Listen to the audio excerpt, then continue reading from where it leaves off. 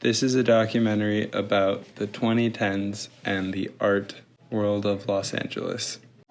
The 2010s saw America recovering from the recession of the 2000s, political changes, and social growth with things like the rise of the internet and social media. The iPad was released.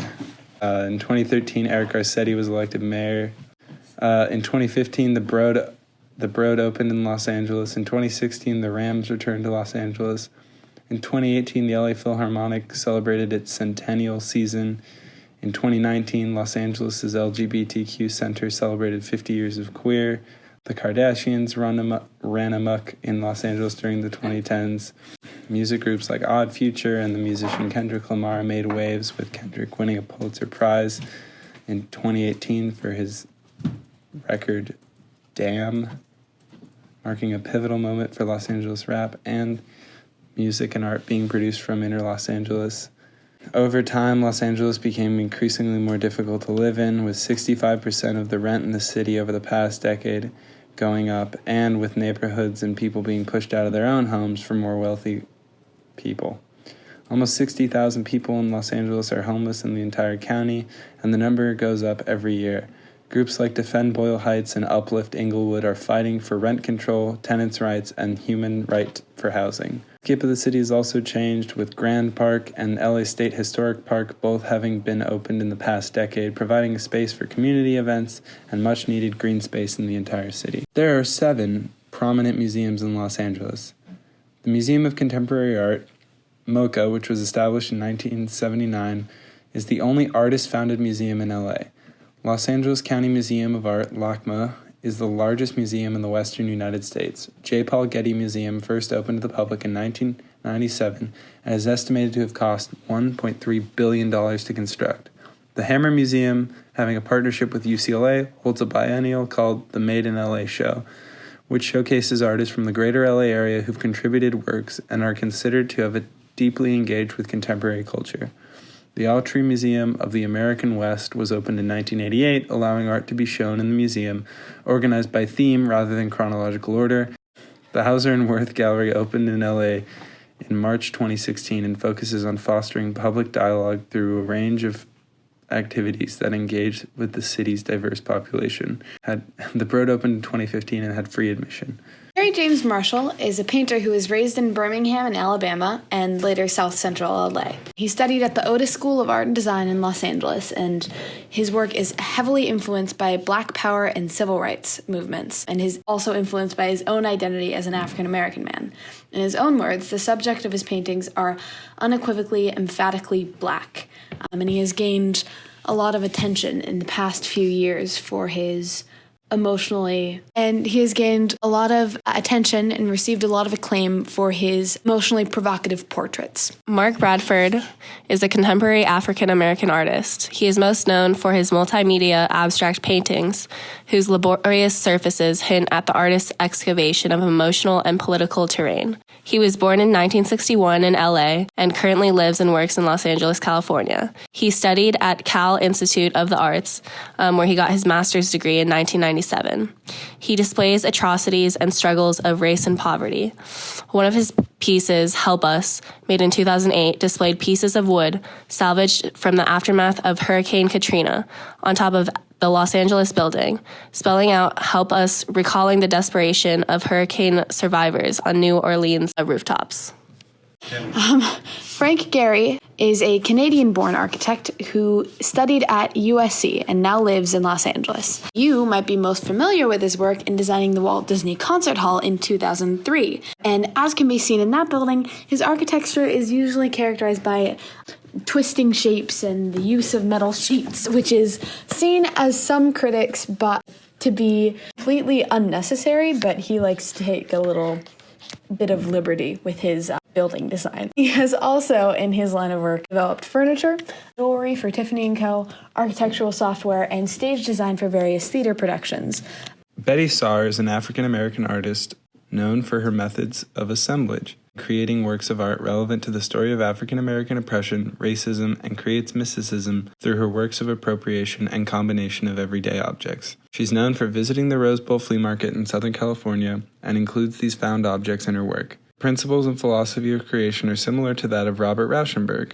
Catherine Opie received a Master's in Fine Arts in 1988 from the California Institute of the Arts and is an influential American contemporary photographer. Is best known for her color portraits, exploring the strata of society by focusing on particular groups such as high school football players, S&M leather participants, and LGBTQ+ community members. She investigates queer culture and personal histories through creating work that is often autobiographical and informed by her experiences as a lesbian woman.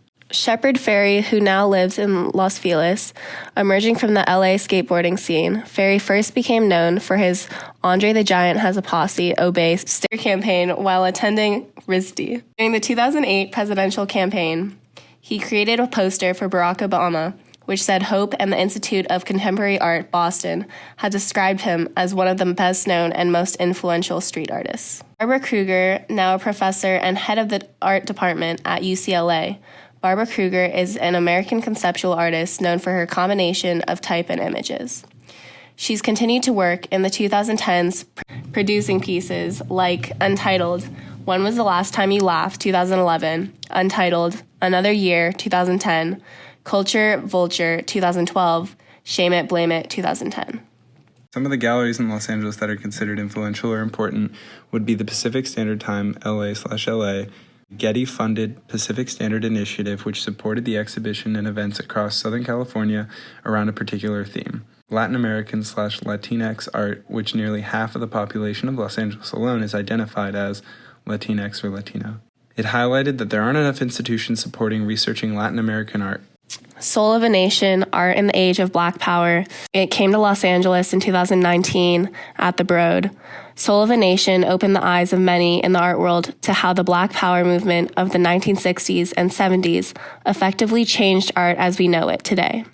Curated at Tate by Zoe Whitley and Mark Godfrey, the show affirmed the careers of many in it, effectively helping launch figures like Frank Bowling and Barclay L. Hendricks to widespread market success. Soul of a Nation also offered its viewers a valuable lesson in how artistic innovations can be synthesized with the politics of the day to achieve new styles. Outliers and American Vanguard Art. It reached Los Angeles at the Los Angeles County Museum of Art in 2018 to 2019.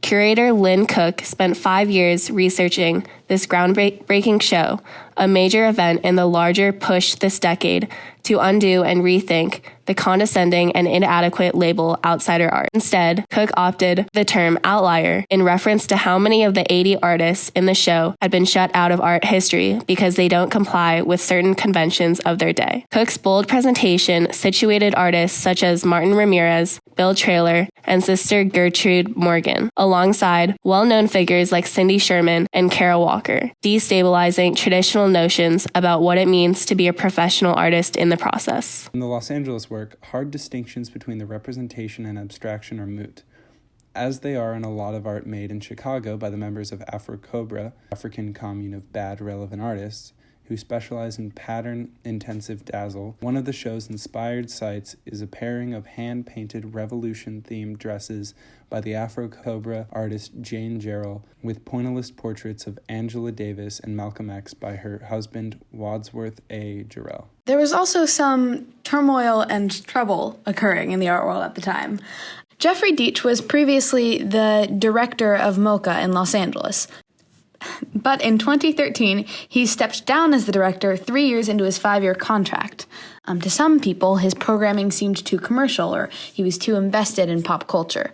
During his last year, the museum's budget fell to $14.3 million, which was the lowest in actual dollars since the late 1990s for the museum.